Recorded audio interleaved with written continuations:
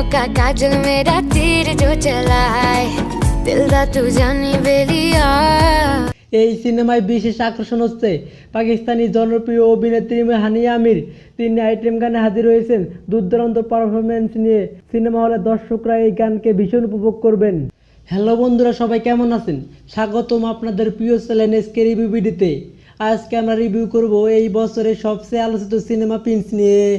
Prince সিনেমায় গল্প হয়েছে অ্যাকশন, ড্রামা, ফ্যামিলি, ইমোশনাল। শুরু থেকে শেষ পর্যন্ত দর্শককে টেনে রাখার মতো অনেক টুইস্ট রয়েছে। শাকিব খান এখানে নতুন লুকে হাজির হয়েছেন।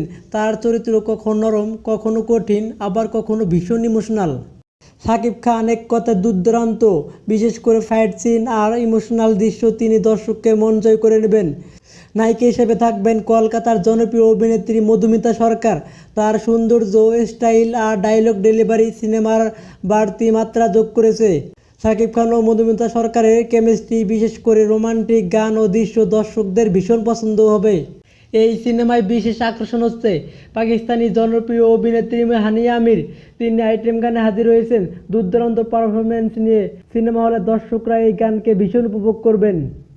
রোমান্টিক গান, শাকিব খান ও মধুমিতা সরকারের কেমিস্ট্রি মন কাড়বে দর্শকদের।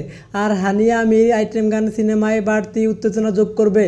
লোকেশন, ক্যামেরা ও কস্টিউমে আধুনিক শো আছে। ভিএফএক্স আগের তুলনায় অনেক উন্নত, তবে কাহিনীর কিছু অংশ একটু দীর্ঘ মনে হতে পারে।